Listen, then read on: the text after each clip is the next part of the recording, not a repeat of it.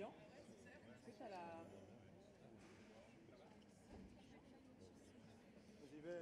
Vas-y, vas-y, vas-y. Vous avez la gentillesse de vous resserrer vers le centre, comme ça les retardataires peuvent s'installer et se glisser discrètement sur le côté.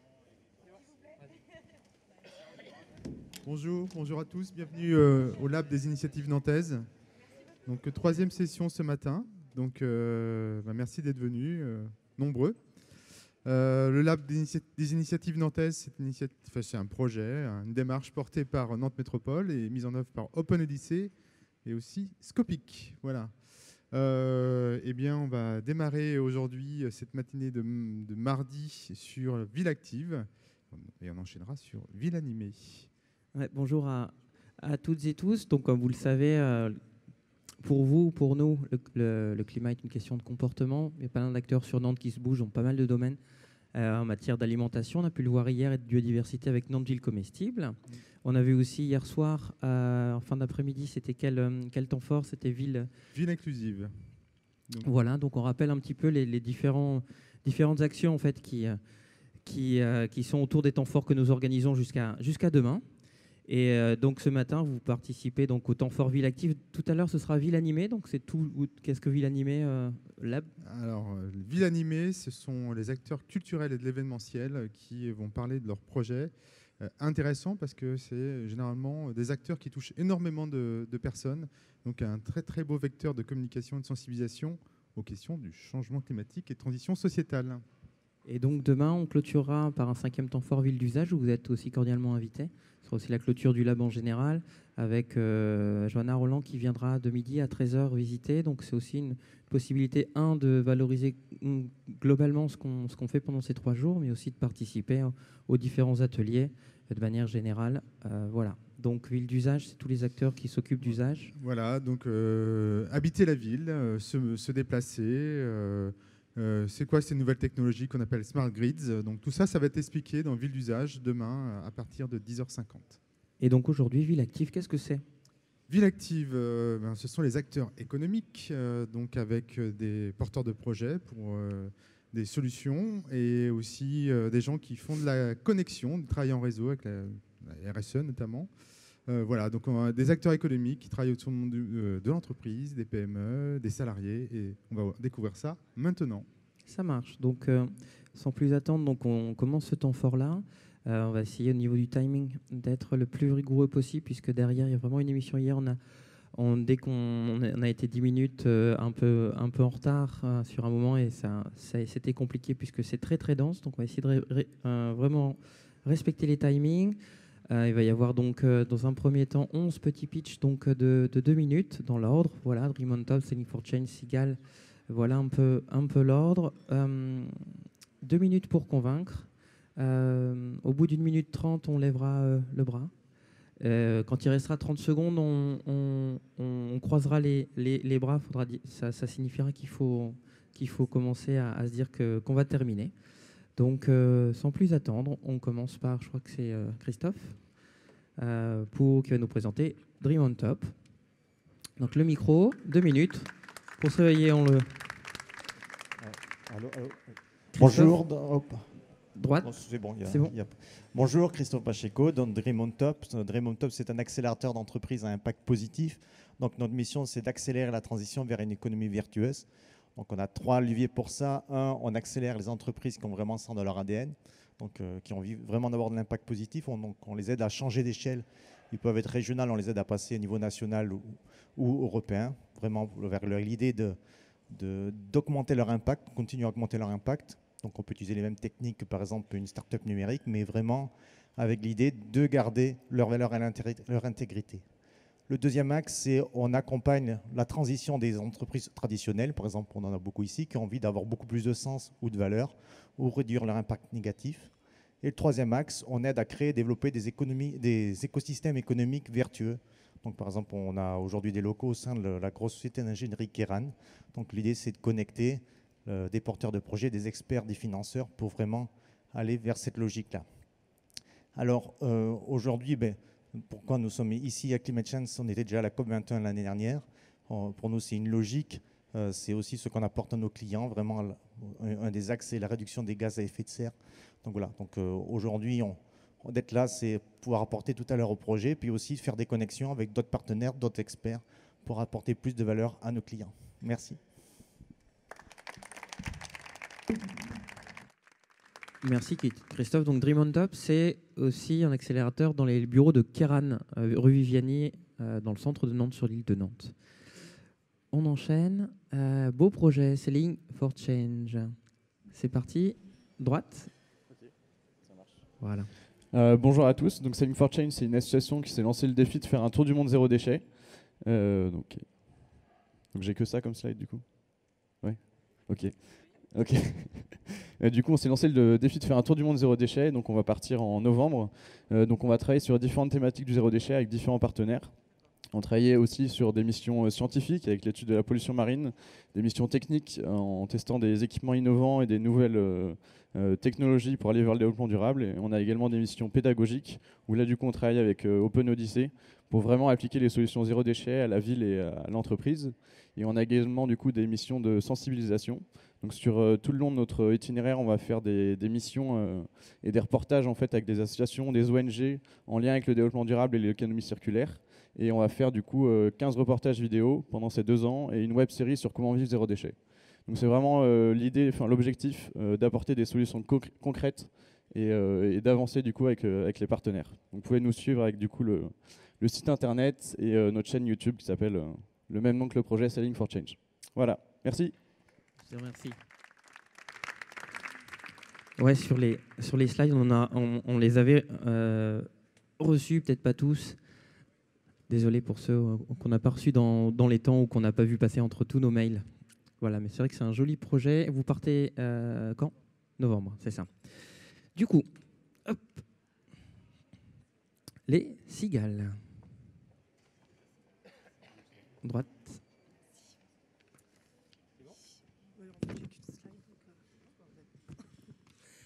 Bonjour, donc après tous ces beaux projets, je viens continuer de vous enchanter avec le chant des cigales, les investisseurs solidaires. C'est un insecte qu'on trouve surtout dans les régions chaudes, donc en Bretagne et dans le Nord-Pas-de-Calais. Ce sont les 2 régions où il y a le plus de cette espèce de cigale en France. La cigale dont je vous parle, c'est un groupe d'investisseurs, de personnes comme vous et moi qui épargnent progressivement ensemble. On va investir ensemble pendant 5 ans sur plusieurs projets entrepreneuriaux du territoire. Et le plus souvent, ça favorise la transition énergétique. En plus, donc, en tant que membre de la Cigale, on apporte notre énergie, nos compétences et notre réseau d'entrepreneurs qu'on soutient. Et vous savez, comme c'est un vrai besoin en phase de lancement. Vous savez aussi que la difficulté pour les projets innovants, c'est de convaincre les financeurs. Donc la Cigale, elle va permettre d'injecter le carburant nécessaire en phase de démarrage et puis faire effet de levier après auprès des financeurs classiques. Donc pour vous donner des exemples, dans la région, on a par exemple des recycleries comme Station Service à Rezé. On a des entreprises de bois déchiqueté en Haute-Mayenne et puis à plus grande échelle des parcs éoliens dans la région de Redon. Donc aujourd'hui, sur Nantes Métropole, on veut créer 24 cigales dans les 3 ans. On est les champions intergalactiques des AMAP. On le sera aussi pour les cigales. Donc l'enjeu, c'est de mobiliser 500 000 € pour des projets économiques de l'agglomération. Le dispositif, c'est le même que celui du financement participatif. C'est un dispositif qui plaît beaucoup aux citoyens, mais par contre, il n'est pas assez connu. Donc, je vous appelle, animateurs des collectivités, à nous aider à faire émerger les cigales sur vos territoires. C'est un outil de développement économique, donc utilisez-le. Si vous êtes porteur de projet, venez nous rencontrer lors des cigales cherche-fourmis. Et même, vous pouvez créer une cigale auprès de votre projet. Et puis, pour les citoyens, rejoignez une cigale ou créez-en une à côté de chez vous. On est là pour vous accompagner.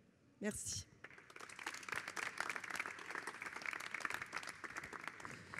Merci. Le collectif Solizen. Merci. Tu as droite tranquillement, ta claque. Merci. Okay. Donc bonjour, j'ai le bonheur de vous présenter un beau collectif de praticiens bien-être, le Solizen. Nous sommes hébergés au Solilab à Nantes. Donc nous sommes 5 praticiens, voilà, et partageons une vision globale de l'être humain et de sa santé, ainsi que les valeurs de l'économie sociale et solidaire. Chacun de nous est certifié dans la pratique qu'il propose. Voilà, donc nos champs d'intervention, nous mutualisons nos compétences afin de proposer une offre globale de santé et faisons des ponts entre nos différentes disciplines. Si ça veut fonctionner. Droite? Yes, voilà. Donc nous proposons des prestations personnalisées aux entreprises collectivités à destination des salariés, collaborateurs, bénéficiaires. Nos champs d'intervention, donc notamment les troubles musculo-squelettiques. Donc quelques chiffres, en 2012 en France, concernant les salariés, chez les femmes, 15%, chez les hommes, 11% ont souffert de troubles des membres supérieurs. 17% des femmes et 16% des hommes ont eu des troubles de la zone lombaire d'une durée supérieure à 30 jours. Un autre de nos champs d'intervention, la gestion, la prévention des risques psychosociaux qui peuvent générer des symptômes tels que troubles de la concentration, du sommeil, irritabilité, nervosité, une fatigue importante et pouvant générer jusqu'à des palpitations. Merci. Donc nos propositions, divers massages, Hamasi, Shiatsu, ayurvédique, des réflexologies, des bilans naturopathiques. En atelier collectif, vous pourrez apprendre l'automassage, la respiration méditative, le mieux-être au quotidien, comment vous nourrir en conscience selon la saison et la santé par les plantes.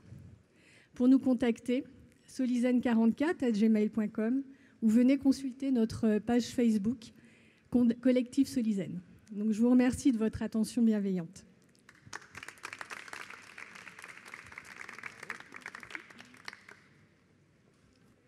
Ah, on est reposé, tranquille, zen. Hop, les boîtes à vélo. Droite. De toute façon, j'arrête. Bonjour à tous, je suis Corentin Lemaître. Je viens pour vous présenter les boîtes à vélo, un collectif, le premier collectif au monde qui rassemble des entrepreneurs de tous les secteurs confondus qui ont la particularité d'agir à vélo, de faire leur activité à vélo. Ce collectif est né à Nantes il y a 2 ans et aujourd'hui il regroupe déjà plus de 27 entreprises. On commence à se développer dans d'autres villes et on voit que toutes les activités, vraiment toutes, sont possibles de faire à vélo. On a un plombier avec The Plombier à Nantes par exemple. On a des gens qui font du déménagement à vélo avec Chrono Vélo. Également une libraire jeunesse, Sukeshu, et de nombreuses personnes qui font de l'activité de restauration ou petite restauration que vous aurez le plaisir de retrouver soit sur le parvis à la pause midi ou soit autrement ici avec Ozon. Donc les activités à vélo dans la morosité ambiante se portent bien. Elles créent de plus en plus d'emplois, il y a de plus en plus d'entreprises qui se créent. On a implanté du coup une antenne des boîtes à vélo avec un collectif à Grenoble il y a 1 an et il y a 6 mois à Paris également.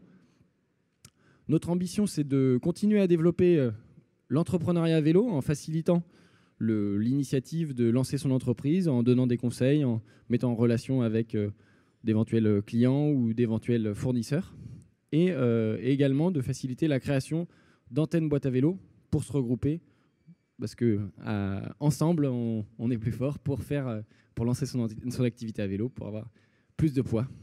Voilà. N'hésitez pas à me contacter pour des flyers, pour avoir plus d'informations sur ces activités-là. Ah oui, il y avait l'autre.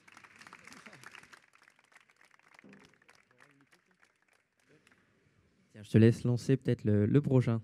Ok. Tac. C'est comment? Donc, We Do Good. Bonjour à tous, donc Jean-David Barre de We Do Good. Alors d'un côté, il y a vous et moi. Nous travaillons, nous mettons notre argent à la banque. Et en fait, quand on place notre argent à la banque, il a 4 fois plus de chances de financer les énergies fossiles que les énergies renouvelables. Une fois qu'on en a pris conscience, c'est pas aussi simple de changer de banque du jour au lendemain ou de se mettre à la recherche d'une solution d'épargne responsable.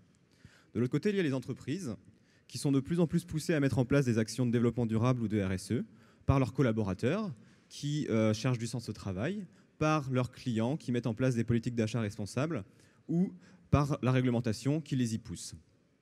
Et si, en tant que salarié, je pouvais avoir une solution de placement au-dessus de ma tête quand je vais travailler? Et si, en tant qu'entreprise, je pouvais mettre en place une action de développement durable, une action de transition énergétique qui améliore ma compétitivité à moyen terme, sans avancer de trésorerie, qui me permettent de communiquer auprès de mes partenaires et à l'extérieur sur ma démarche de développement durable et d'impliquer mes salariés. Eh bien, aujourd'hui, c'est possible avec le financement participatif en royalties. En permettant d'indexer simplement un retour sur investissement sur les revenus d'un projet concret, c'est la solution aujourd'hui la plus simple et fédératrice de financement participatif avec retour financier pour impliquer tout un tas d'acteurs autour d'un projet. Donc pour une entreprise qui voudrait changer sa flotte de véhicules pour des véhicules électriques, installer des panneaux solaires sur son toit, ou bien changer son éclairage, eh bien, on cherche des gens aujourd'hui pour expérimenter ce type de financement qui a fonctionné en amorçage. Donc n'hésitez pas à nous contacter, ou si vous connaissez des gens qui seraient prêts à le faire, à leur en parler. Merci.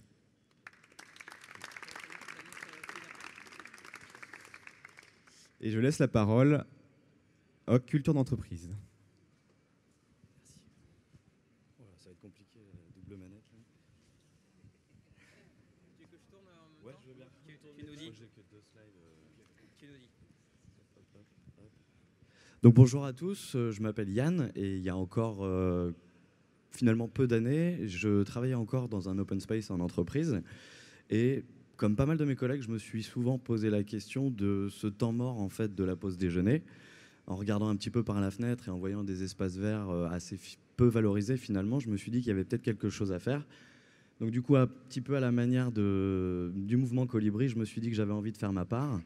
Donc j'ai quitté mon entreprise pour créer la mienne en fait, qui s'appelle donc Culture d'entreprise et qui a vocation à créer et animer des potagers en entreprise. Donc lors de la pause déjeuner, je propose une intervention hebdomadaire qui va permettre aux gens de s'aérer, de faire tout simplement autre chose que de déjeuner. Alors, les gens mangent quand même, hein, on ne va pas les priver de ça. Et ça permet à l'entreprise du coup de valoriser ces espaces, de faire réapparaître un peu de biodiversité là où on ne l'attendait plus forcément, de fertiliser les conditions de travail, je me relis moi-même, de se reconnecter à la terre et aux saisons. Donc tout ça se présente sous la forme d'une prestation clé en main, l'entreprise n'ayant qu'à offrir cette opportunité aux salariés. Et donc du coup, non, trop loin. Voilà, j'ai juste ramené quelques petits témoignages en fait de gens qui ont participé à ces ateliers, histoire d'illustrer. Donc chaque semaine, c'est un régal d'aller jardiner, ça permet de sortir un peu du quotidien, d'aérer son esprit tout en apprenant pour ensuite mettre les conseils en application chez soi. On apprend à jardiner naturellement, c'est top, nous dit Jérémy. Une petite pause de bonheur, rigolade et détente entre collègues qui aèrent les méninges pour mieux retourner travailler ensuite, nous dit Sandrine. Voilà. Je vous invite à venir me questionner ou à venir en parler si vous avez les moindres questions sur le sujet. À très bientôt donc.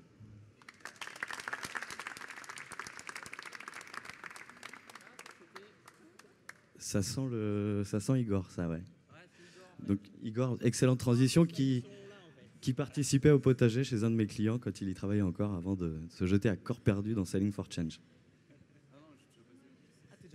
Ouais, il est passé et les slides étaient après. C'est vrai qu'on se dit, mince, on avait reçu tes slides, ils étaient bien quelque part. Donc voilà le superbe bateau qui va être dépecé avant d'être remonté, c'est ça, hein. Vous êtes une approche pédagogique. Voilà, je laisse quelques secondes. Ok. Coworking, crèche et lieu d'échange.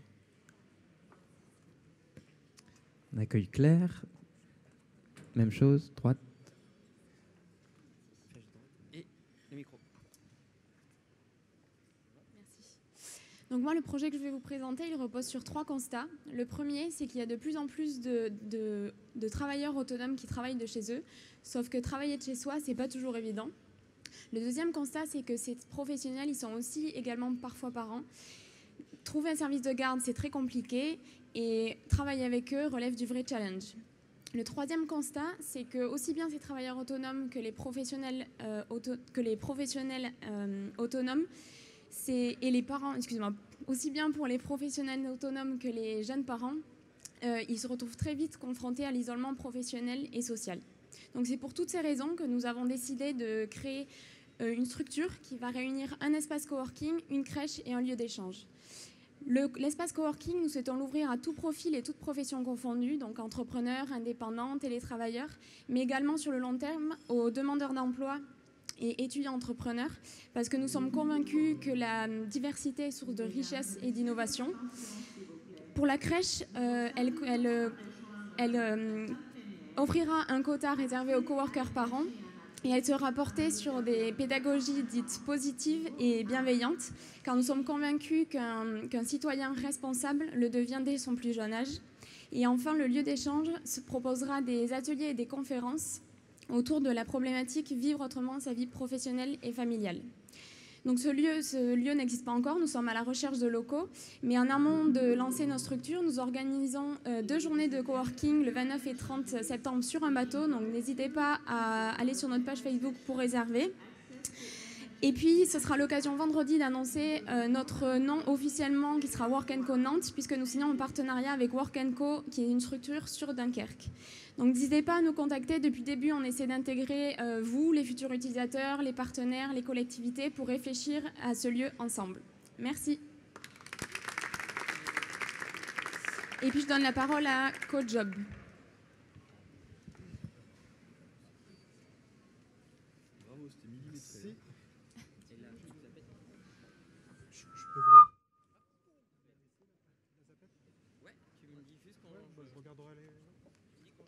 D'accord, pas de souci.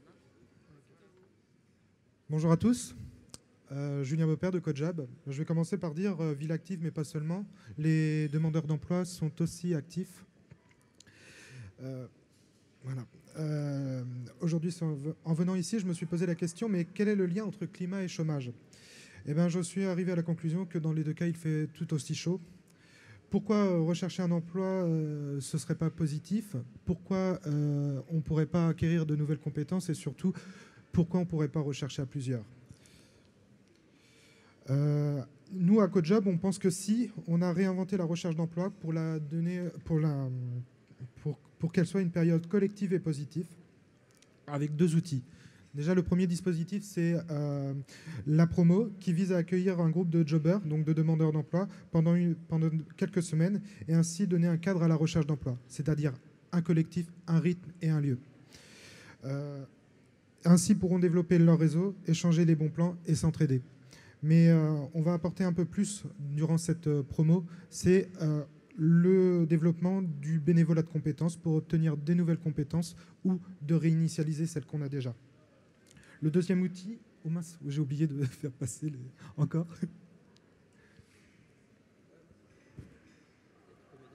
Ouais. Donc voilà, ça c'est la promo.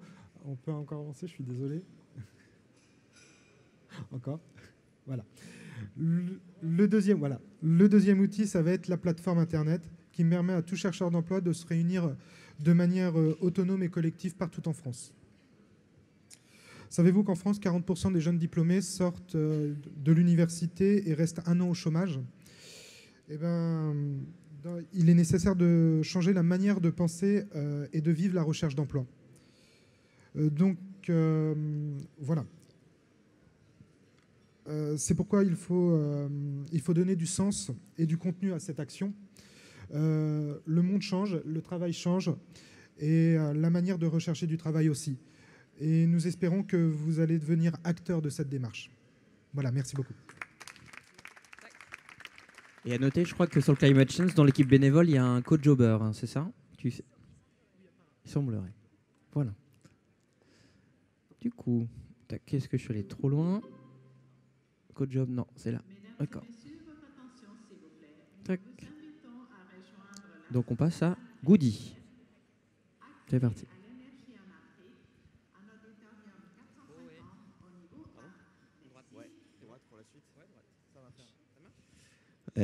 Bonjour à tous, donc, je m'appelle Samson Lévin, je suis étudiant nantais à Audencia Nantes et j'ai eu une expérience dans une grande entreprise qui avait une démarche RSE positive et il s'avère que les employés, eux, n'étaient pas forcément très engagés dans cette démarche. Ce que j'entendais, c'était c'est que du marketing, c'est n'importe quoi, ils se moquent de nous. J'ai eu l'idée de trouver un moyen de rendre ça un peu plus ludique d'engager un peu plus les employés dans la RSE. En fait, on se rend compte que dans la journée de l'employé, il y a énormément de petits moments où on peut faire un petit geste. Lorsqu'on vient au travail, quand on prend un café, quand on imprime, ce qu'on mange, la manière dont on le mange, l'utilisation d'Internet, l'envoi d'emails. Du coup, on a transformé tout ça en défi.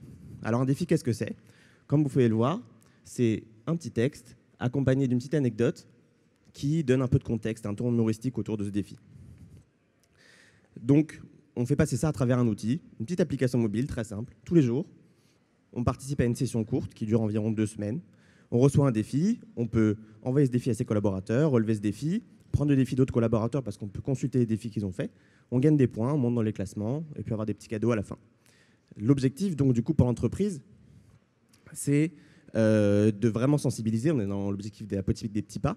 Et pour l'employé, on est vraiment dans une expérience sociale, quelque chose de ludique. On a fait une petite expérience, du coup, auprès de Nantes Métropole, merci beaucoup, la CFE-CGC et Audencia Nantes. On a jusqu'à 45% des personnes qui ont consulté leur défi et environ 70% des personnes qui ont consulté ce défi qui ont dit l'avoir réalisé.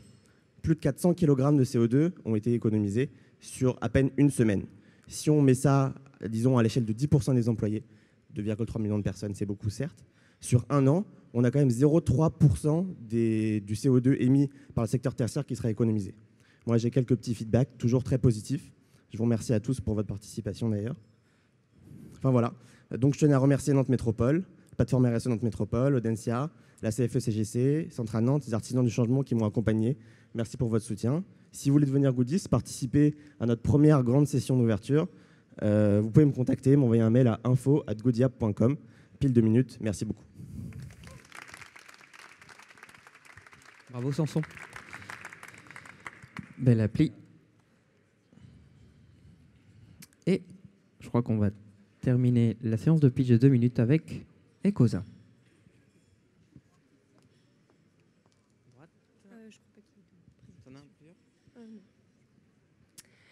Bonjour à tous. Sophia Bellamiti, je représente la ville de La Chapelle-sur-Erdre. Donc c'est une commune qui est au nord de Nantes, commune de 18 600 habitants. Et je vais vous raconter une petite histoire. En fait, c'est l'histoire d'une collaboration entre les entreprises d'une commune et une commune. Cette collaboration, elle se concrétise par une association qui s'appelle ECE, Entreprise de La Chapelle-sur-Erdre. Ce projet ECOSA signifie économie d'énergie sur la zone d'activité. Et en fait, il consiste à une collaboration sur l'identification de gisements d'économie d'énergie sur les entreprises. Donc, en tout, ce sont 13 établissements qui ont été équipés de capteurs. L'objectif, en fait, c'est de connecter les établissements à un logiciel qui nous permet d'identifier quelles sont les consommations en temps réel et à distance des établissements. L'ensemble des entreprises ont effectué des mesures sur 2 ans. Avec des mesures correctives, on a réussi à effectuer des modifications sur les systèmes de chauffage et sur les comportements des employés. Ça a permis à certaines entreprises d'effectuer jusqu'à 30% d'économie sur la facture énergétique. Donc pour l'entreprise Atemis, ça a été une économie de 2100 € sur la facture énergétique sur une année. Pour La Chapelle-sur-Erdre, c'est aussi une réussite en termes de collaboration parce qu'on a réussi à fédérer autour de ce projet de nombreuses entreprises et continuer un partenariat qui est ici depuis un moment. Donc voilà, je vous invite à venir me voir. J'ai quelques plaquettes si vous voulez plus d'informations sur ce projet. Donc c'est vraiment une solution innovante qui a été développée à La Chapelle pour les entreprises chapelaines, mais on aimerait qu'elle soit dupliquée pour permettre à tous de faire des économies d'énergie. Voilà, je vous remercie. Merci beaucoup. Sans plus attendre, alors là, quand on dit 5 minutes pour convaincre, donc on va passer sur la présentation de 3 initiatives qui vont donner lieu ensuite à des ateliers de créativité. Donc je crois que sur le stand de Nantes Métropole, ça va être le travail autour de l'Université de Nantes. Et ensuite, dans l'espace R0, donc à une trentaine de mètres, ça va être l'occasion de travailler autour de la plateforme RSE et du projet Carco Voilier. Donc, avant de passer en atelier, et pour qu'ils nous montrent un petit peu ce qu'est le projet et qu'on en ressorte les problématiques autour desquelles on va travailler. Donc, on a à peu près 10 minutes par projet. Et on commencera par la plateforme RSE dès maintenant. Quand on dit 5 minutes pour convaincre, c'est un peu le temps qu'on vous demande, qu'on vous propose de viser pour qu'on puisse avoir éventuellement un temps de questions-réponses juste après. Si vous allez un peu plus loin, on aura moins de questions-réponses. Par contre, c'est vrai qu'on vise de terminer au total vers 9h30 au total. Donc on a à peu près 8-9 minutes en moyenne par projet. Allez-y, c'est parti.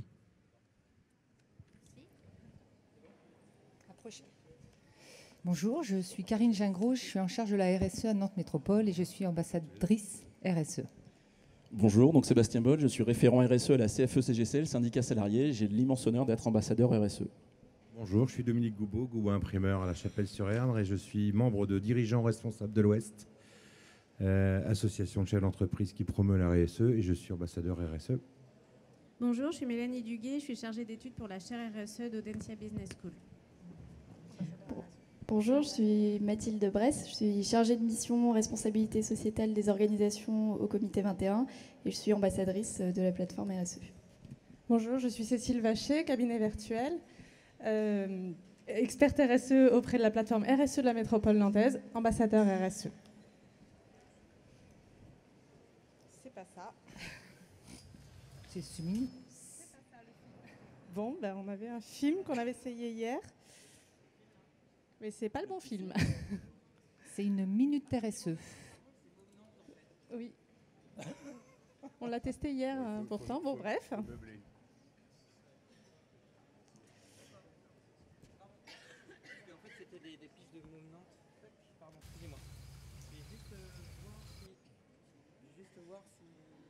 on a le temps. On est pas pressé. Alors, en attendant... Alors, qu'est-ce que la plateforme RSE ? La plateforme RSE est une communauté d'acteurs.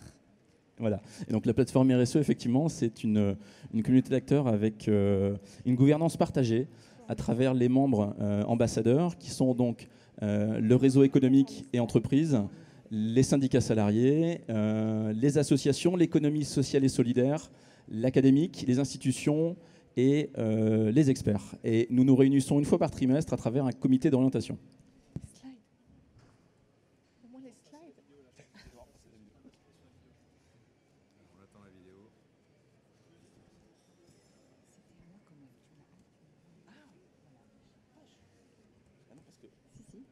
Oui, mais c'est quoi la plateforme? C'est elle qui t'a bouffé. Mais non, c'est qu'elle m'a regardé moi, donc c'est qu'il y en a qui tu n'as pas lu le site à l'école en apprend.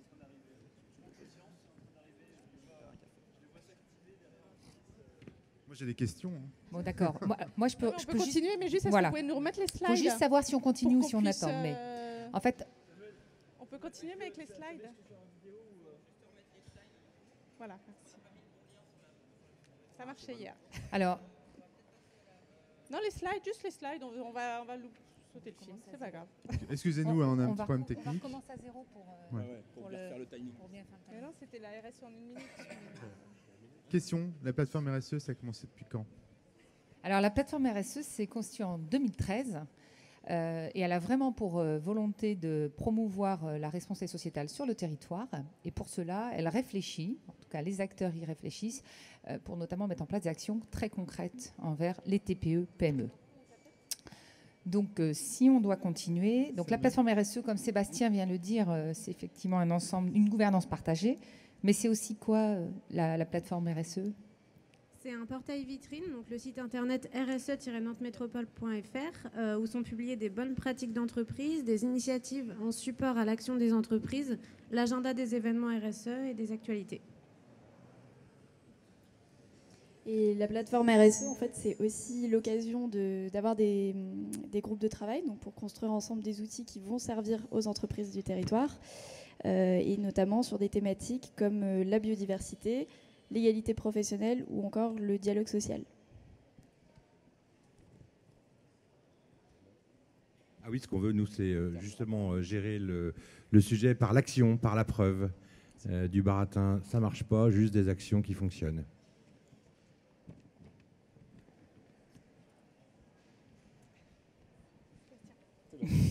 Donc, effectivement, ce qui est important, c'est de mobiliser les acteurs du territoire pour qu'ils sèment la RSE à travers tout leur réseau. Un levier évidemment qui est la commande publique, notamment donc à travers les achats. On a développé des critères RSE dans la commande publique de la collectivité Nantes Métropole.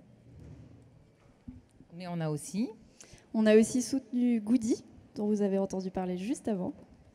On a également tourné et mis en ligne des vidéos qui s'appellent la Minute RSE, qui sont des témoignages de dirigeants ou de salariés sur une bonne pratique RSE. Et on a favorisé l'émergence des financements RSE, notamment par le FONDES et aussi les initiatives locales bancaires. Merci.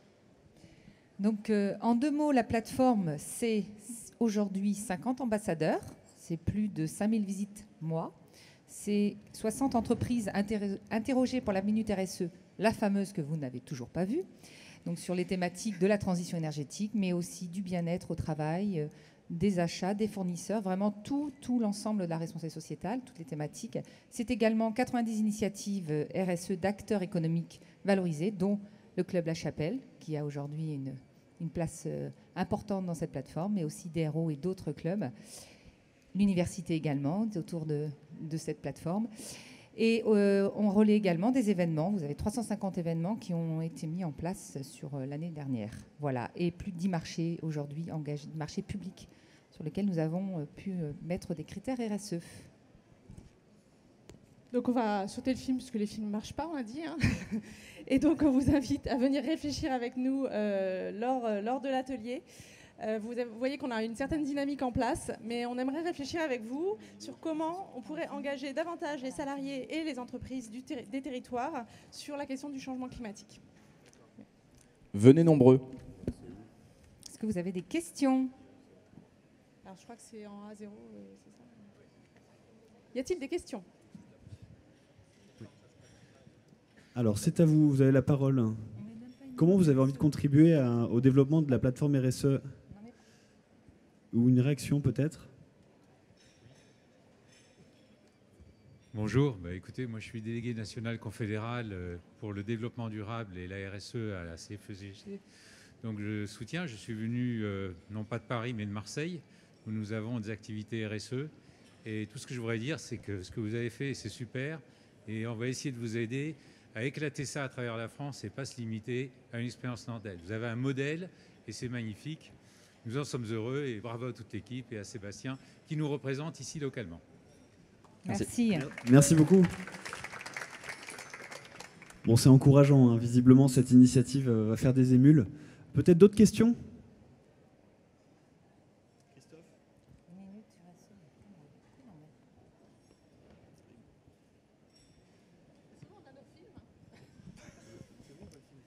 Non mais le film en fait si vous l'avez déposé peut-être directement là-bas ou autre, enfin il y a eu juste un micmac technique et on n'a pas reçu directement, enfin voilà, je suis vraiment désolé mais s'il y a accès internet, on est sur ouais, mais YouTube, là, les minutes RSE se déploient. Ouais mais on peut pas parce qu'il y a une centralisation des liens malheureusement et on voudrait pouvoir le piloter de là mais nous ne pouvons pas. Et puis en plus, vraiment désolé. Mais par contre sur l'atelier ce sera l'occasion de pouvoir le montrer. Les montrer. Désolé. Tout en ligne, il y a un petit film qu'on a fait, c'est la RSE en 1 minute et qui est utilisé maintenant partout. Donc c'est quand même voilà. Et même les minutes RSE qu'on a filmées, donc 60 minutes RSE sont diffusées sur YouTube et pareil, c'est utilisé sur tous les territoires. Donc voilà, ça commence à faire des petits. Une question ici ? C'est pas une question, juste saluer effectivement cette plateforme qui est en fait multi-acteurs. Il n'y a pas que des entreprises, il y a aussi l'université comme vous l'avez précisé. Bravo à vous et j'espère longue durée à la plateforme. Est-ce que vous pouvez nous en dire un peu plus sur le format de l'atelier qui m'a l'air très sympa ? L'atelier va être piloté par le Work Lab. Donc viens peut-être Thierry nous en dire quelques mots. Bonjour Thierry. Bonjour à tous. Oui, effectivement, l'atelier va se dérouler sous forme de jardin des idées. Donc, on va avoir des groupes de participants qui vont se répartir sur différents arbres à idées. Et on va faire tourner entre les groupes pour avoir un phénomène d'intelligence collective qui se met en place et rebondir sur les idées des autres pour répondre aux questions qui vont être proposées. C'est un format qui est proposé sur d'autres ateliers également. Voilà, j'espère que ça vous plaira. Ça marche. Ce sera un peu cette mécanique-là ici, puis sur les deux autres là-bas. Mais c'est vrai que les problématiques que vous avez soulevées sont hyper intéressantes et concrètes. Donc ceux qui sont intéressés. C'est-à-dire qu'on veut partir des vrais freins qu'on rencontre tous en essayant de déployer et de voir comment on peut faire levier dessus. Voilà. Et une dernière question, et puis on passe à l'autre. Je voudrais savoir si la plateforme RSE réfléchit à la compensation carbone, la diminution déjà effectivement des émissions carbone, mais aussi éventuellement de la compensation volontaire.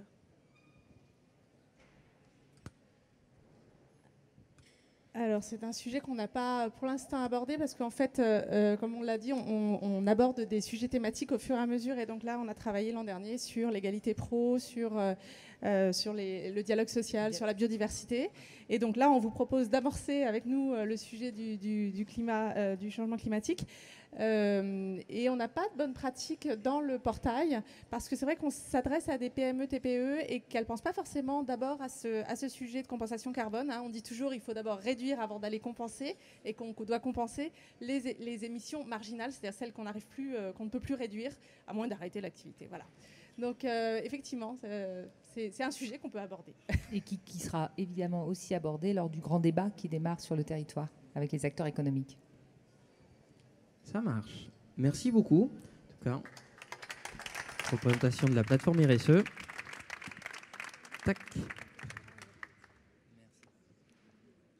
On va repasser au... Merci Karine. À la présentation de base PowerPoint. Et on va passer au projet des cargos voiliers.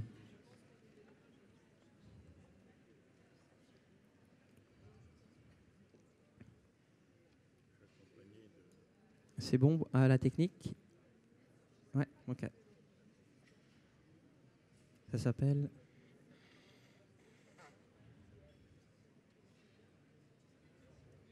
Sur le slide de base, en fait, qu'on avait tout à l'heure.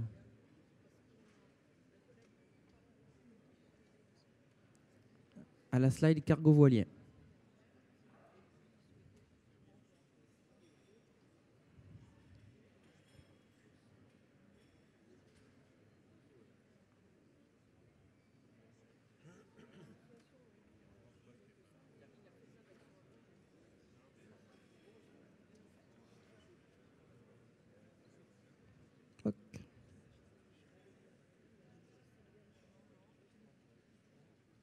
C'est parti. Tac, droite.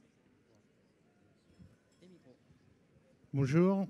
Donc, on va vous présenter un projet de logistique.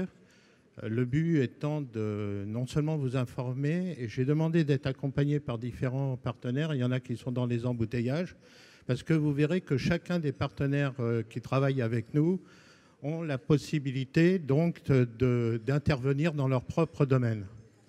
Alors, ce qu'on vous propose, c'est de participer avec nous sur ce qu'on appelle le retour des cargos voiliers pour du cabotage côtier et transporter des marchandises.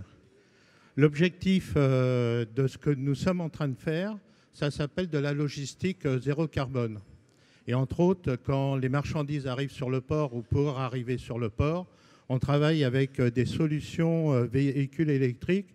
Et tout à l'heure, on vous en a parlé. Par exemple, on a fait des essais depuis 3 ans avec Chronovélo, qui peuvent, ces vélos cargo, pouvant transporter, je ne sais pas si la personne est là encore, de la boîte à vélo, merci. Donc, peut transporter 300 à 500 kilos. Moi, ça m'a surpris dans leur remorque spécifique. Alors, ce qu'on va vous présenter très rapidement, c'est ce qui se passe. Donc, on va vous présenter les partenaires avec lesquels on travaille. C'est ceux qui sont sur le quai, ceux qui vont nous aider à mettre en place quelque chose tout de suite. On va vous présenter la cartographie sur laquelle on va travailler, comment on arrive à des bassins de navigation autour de l'arc atlantique. Et on va vous présenter donc François Lucas qui est là, qui est l'architecte, qui a une expérience et qui va vous expliquer comment on aboutit à un type de voilier. Donc sur le quai, il va y avoir Atmosphère. Alors malheureusement, ils ne sont pas là. C'est une association et coopérative qui fait de l'aménagement réversible.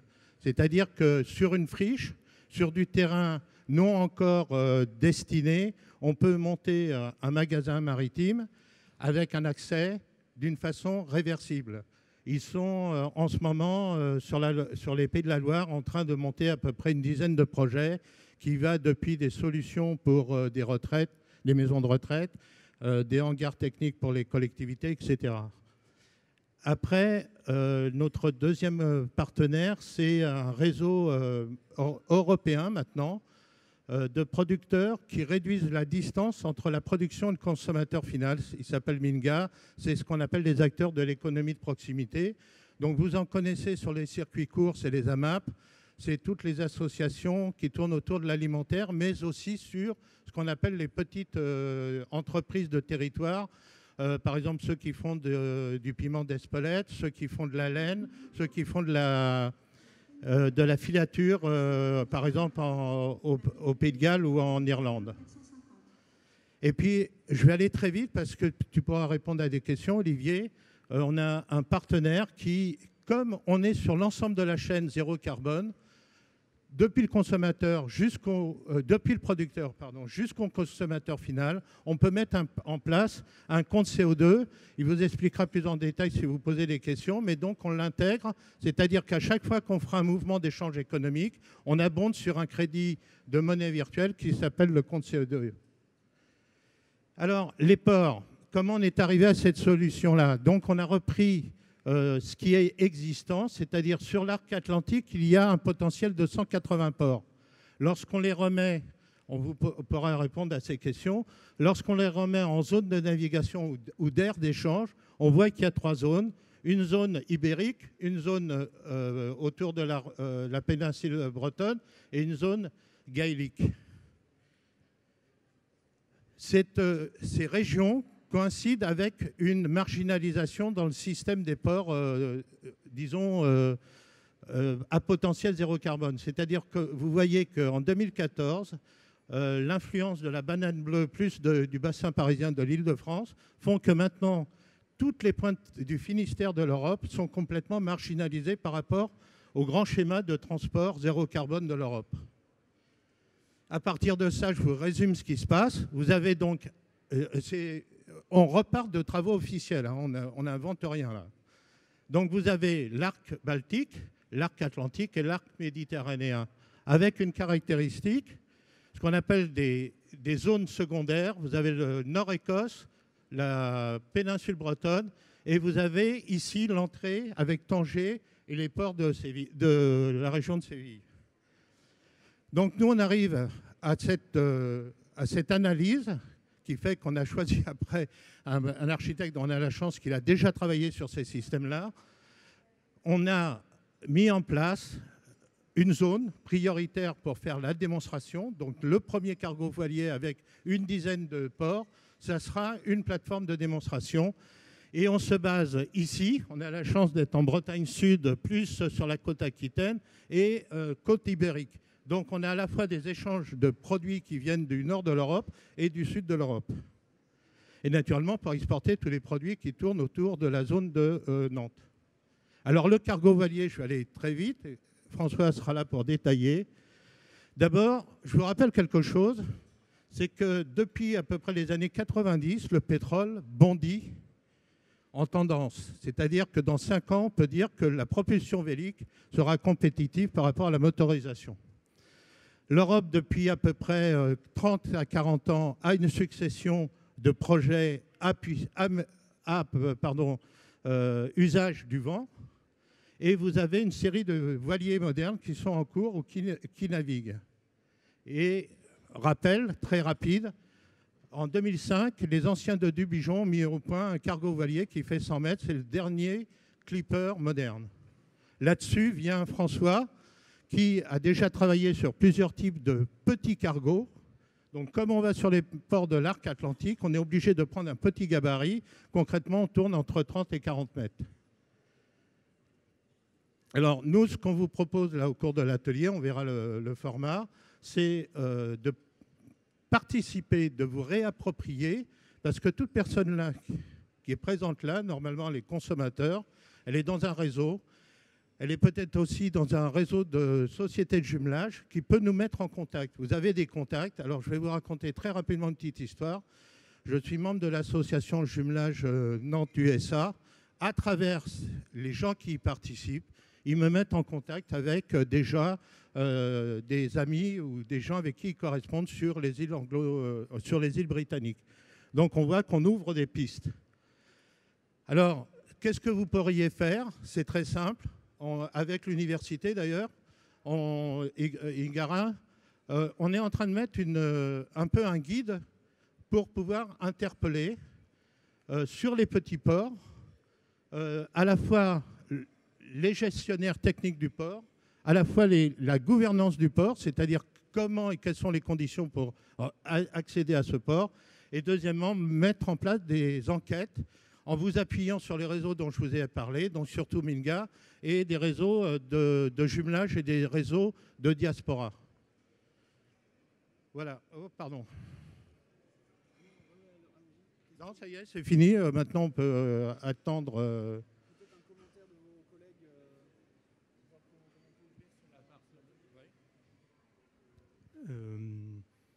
Commentaire, oui. Ben, là, pour le sujet du bateau en lui-même, n'hésitez pas à poser toutes les questions concernant la capacité, la vitesse obtenue, etc.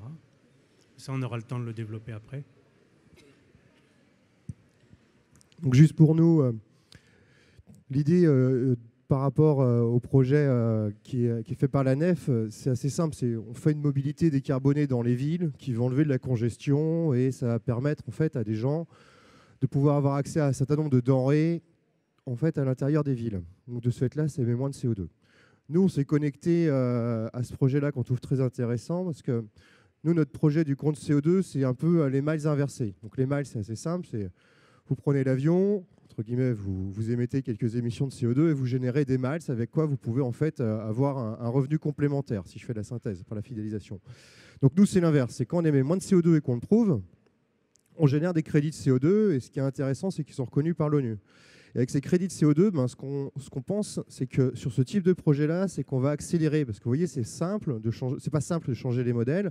Donc c'est donner de la traction et de créer en fait des communautés qui vont échanger des kilos de CO2 pour pouvoir accélérer ce type de transition. Donc nous, on est pour un prix positif au CO2.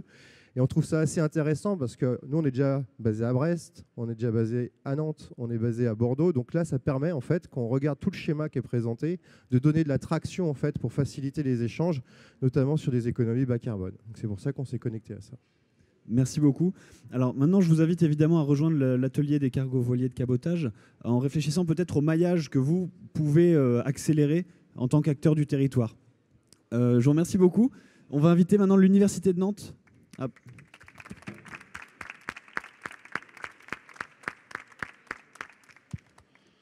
Voilà, vous avez la parole. Donc on va prendre 5 petites minutes, on va essayer d'être synthétique. Évidemment, malheureusement, on est très contraint parce qu'on a un plateau télé qui va démarrer juste à la suite. Donc sans plus attendre, Paul, c'est à vous. Bonjour à toutes et à tous.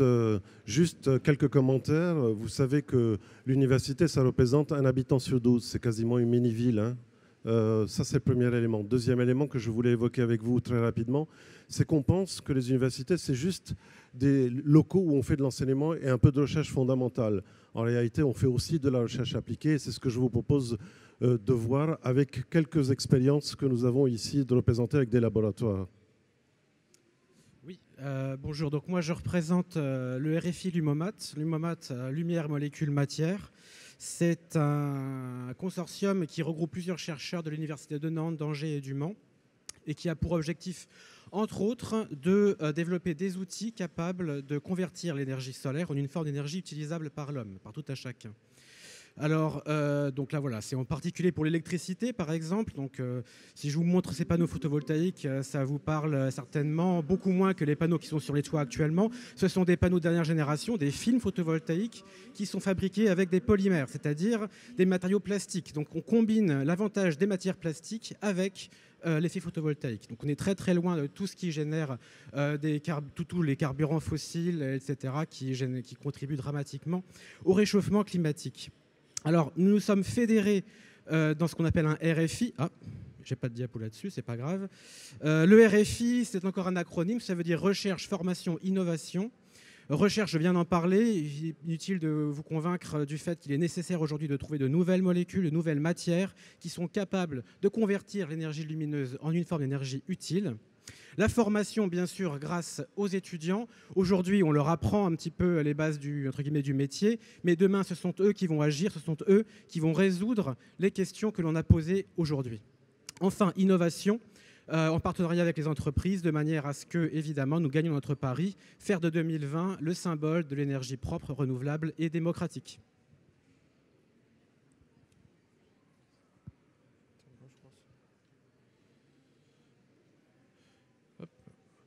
Bonjour, donc un autre exemple de travaux de recherche qui sont faits à l'université dans un domaine assez différent, à savoir les microalgues. Alors déjà, qu'est-ce qu'une microalgue? Si vous ne connaissez pas, alors on les connaît plus sous leur nom de phytoplancton. Ce sont des micro-organismes photosynthétiques qui vivent dans l'eau. Alors ils ont un rôle essentiel sur la planète. Alors ils ont eu il y a longtemps déjà, il y a 3 milliards d'années, le rôle de convertir l'atmosphère qui était irrespirable pour l'homme en atmosphère actuelle, notamment en convertissant le CO2 en oxygène. Et aujourd'hui, ils ont toujours ce rôle-là, donc toujours un rôle sur le réchauffement climatique important via le puits CO2 dans les océans. Et ça a aussi un rôle dans toute la chaîne alimentaire. C'est la base c'est le phytoplancton, donc c'est la base de la chaîne alimentaire dans les océans. Alors maintenant, pourquoi l'homme s'y intéresse aujourd'hui, au-delà de cet aspect d'impact environnemental direct, naturel, on va dire? Tout d'abord, c'est parce que les microalgues, comme toutes les plantes, sont capables de faire beaucoup de choses, beaucoup d'applications derrière. On va pouvoir faire des bioplastiques, des biocarburants, ou remplacer des molécules issues de la pétrochimie comme ça. Et on va aussi avoir un système par rapport aux plantes qui va être beaucoup plus efficace. Alors c'est aussi dans une logique de développement durable important, parce que si on se projette dans l'avenir, tout ce qui va être optimisation de la ressource, c'est important également. Et on va avoir un dernier aspect que je vais un peu plus détailler, parce que c'est un exemple très concret, c'est que ça permet aussi de s'intégrer dans une démarche d'écologie industrielle. Notamment parce que les microalgues, comme c'est de la photosynthèse, ont besoin de CO2 pour se développer. Je l'ai rappelé un peu au début. Alors un exemple concret d'application de ce principe-là, sur lequel on a pu travailler, et qui est aujourd'hui une réalité, c'est l'intégration de la culture de microalgues dans les façades de bâtiments. Alors on va ici remplacer une partie des vitres des bâtiments et utiliser donc la lumière solaire pour faire des microalgues qui vont, pendant leur croissance, donc assimiler du CO2 qui pourrait être le CO2 rejeté des bâtiments, donc des chaudières par exemple. Donc actuellement, on a un site de production qui est implanté à Paris. Alors, si vous avez plus d'enseignements, on a un stand avec Séché Environnement, qui est un partenaire du projet. Alors, qu'est-ce que fait l'université aussi dedans, donc sa place au-delà de ce projet-là? C'est que depuis plus de 20 ans, en fait, l'université travaille sur la recherche autour des microalgues. Et depuis 1 an, elle s'est dotée d'un outil unique en Europe, c'est la plateforme Algosolis, qui est une plateforme sur Saint-Nazaire et qui va permettre en fait, de développer tout ce qui va être tout le développement pré-industriel en fait, pour rendre concret toutes ces recherches de laboratoire pour des nouvelles applications. Alors on va parler ici par exemple de fixation de CO2 dans les cimenteries et on va aussi parler de biocarburants dits de 3e génération pour remplacer à terme les carburants d'énergie fossile, donc avec un impact direct sur le réchauffement climatique évidemment.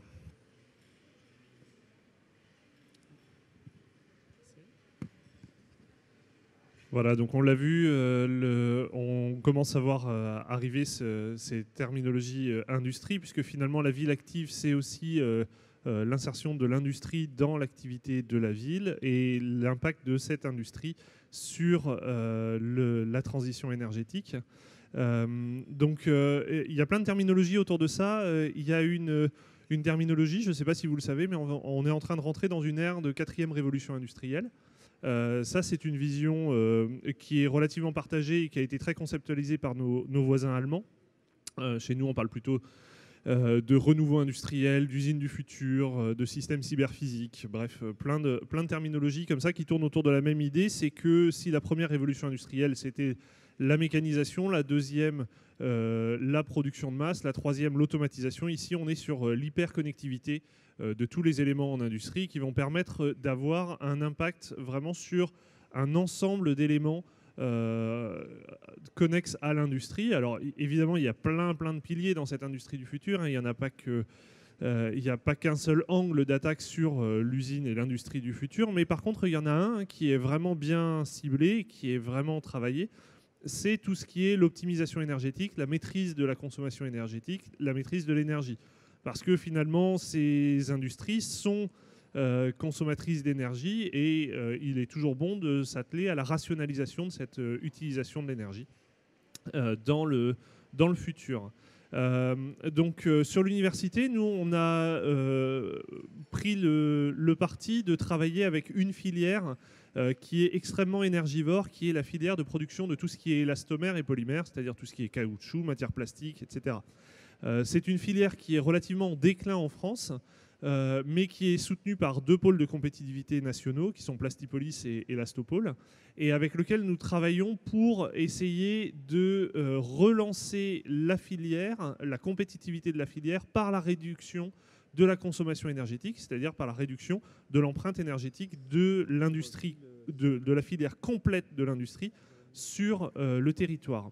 Donc, ce projet est un énorme projet qui a en son sein 4 laboratoires CNRS, 7 industriels en plein dans le projet, donc qui travaillent à plein temps dans le projet, qui couvre 4 régions et donc je disais 2 pôles de compétitivité. Au total, ça fait 60 intervenants dans le projet pour un budget finalement relativement restreint d'à peu près 9 millions d'euros comparé à la taille et à ce qu'on espère amener. Et donc l'objectif, au travers notamment de 6 thèses de doctorat qui sont actuellement en cours, c'est d'arriver au travers de l'optimisation des procédés, au travers du recyclage des matières premières, au travail des nouvelles organisations d'ateliers dans cette usine du futur, d'arriver à un objectif de réduction de 25 à 30% de la consommation énergétique propre aux procédés pour chacune de ces entreprises.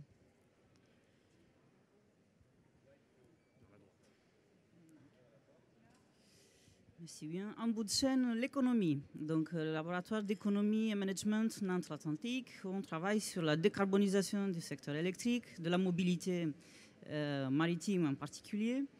Et on vous présente le concept d'île intelligente, sur lequel on travaille avec 2 autres disciplines, génie électrique, génie civil, avec une application donc, à l'île-Dieu. On accompagne la municipalité pour la construction des scénarios énergétiques à base d'énergie renouvelable, la biomasse, le photovoltaïque, l'éolien, l'hydrolien. Côté LEMNA, on fait un dimensionnement de l'offre à la demande d'électricité et d'hydrogène à 2030. Et nous, on donne des ordres de grandeur. Donc, quelle capacité installer, combien de millions investir, quel est le profit, le coût unitaire de la production d'électricité pour, in fine, faire un bilan social en termes environnemental et de développement local. On analyse des critères de choix par acteur impliqué. Donc, l'objectif de chacun serait pour l'investisseur énergétique maximiser ses profits, pour le gestionnaire réseau, à sous-entendre ERDF, Enedis, assurer l'équilibre du réseau, le consommateur minimiser sa facture et le décideur politique augmenter la part des énergies renouvelables et diminuer l'empreinte carbone. Voilà, c'était un petit jet des scénarios possibles, un foisonnement des scénarios qui en découlent et qu'il faut analyser, présenter, décortiquer. C'est un travail en cours qui a comme une dernière étape aller sur le terrain et avoir le consentement à payer des consommateurs, donc de passer de 140 € le mégawattheure actuellement à plus de 3 000 € pour augmenter l'indépendance énergétique. Merci. Alors, on finit par l'université et la formation continue. 30 secondes pour un diplôme. 30 secondes. Je vous présente un diplôme de formation continue qui est le DU, Développement durable appliqué. 4 mots-clés, des contenus scientifiques très variés. Dans notre équipe pédagogique, on a des enseignants-chercheurs, il y a un juriste, un géologue, un géographe, un psychosociologue, un anthropologue. Et puis on fait intervenir des professionnels, des intervenants extérieurs aussi, qui viennent témoigner. Pensée complexe, non, toujours la première diapo, s'il te plaît. Je persiste avec le schéma des 3 cercles et notre approche à nous est de dire que pour viser le centre, Il faut vraiment avoir une pensée complexe, une approche holistique pour bien intégrer tous les enjeux, une approche dialogique pour sortir du militantisme. Approche réflexive, nous accompagnons individuellement tous nos stagiaires, notamment sur la rédaction du mémoire. Comment mon parcours personnel m'amène à un projet durable. Des outils de conduite de projet, notamment des outils innovants pour aller vers une meilleure gouvernance des organisations. Vas-y. C'est un diplôme qui existe sous différentes formes depuis 2004. Tous les ans, nous avons une vingtaine d'étudiants. Je vous ai mis quelques parcours d'étudiants. Là, nous avons des élus, des responsables RSE, des personnels d'établissements médico-sociaux, des gens dans le logement social, des enseignants, le monde de la culture, qui va peut-être être une porte d'entrée pour faire du développement durable, etc., etc. Des mises en situation, des travaux de groupe, des visites de territoire pour vraiment aller vers le changement. L'université, c'est donc une force de frappe avec une capacité transversale. La question qui est posée, c'est comment finalement tisser du lien avec la société civile, les activités et l'industrie. On vous invite à l'atelier tout à l'heure pour travailler avec nous. Merci beaucoup. Merci beaucoup à vous.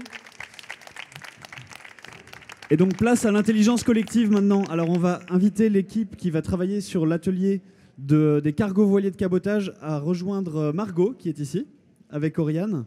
Alors Igor par exemple, voilà, qui part faire un tour du monde zéro déchet, je pense que, et qui part à la voile, je pense que ça va l'intéresser de travailler sur cette thématique. Une dizaine de personnes maximum. Voilà, donc on vous invite à rejoindre l'atelier. N'hésitez pas à vous splitter. Alors une petite seconde Margot. Attends que l'équipe que les gens soient là. Voilà. Igor, je t'invite à rejoindre l'équipe. Ensuite, on va avoir une dizaine de participants à l'atelier de la plateforme RSE qui va suivre Carole, qui est ici. Donc, vous vous identifiez ici. Je vous invite à faire cercle autour de Carole.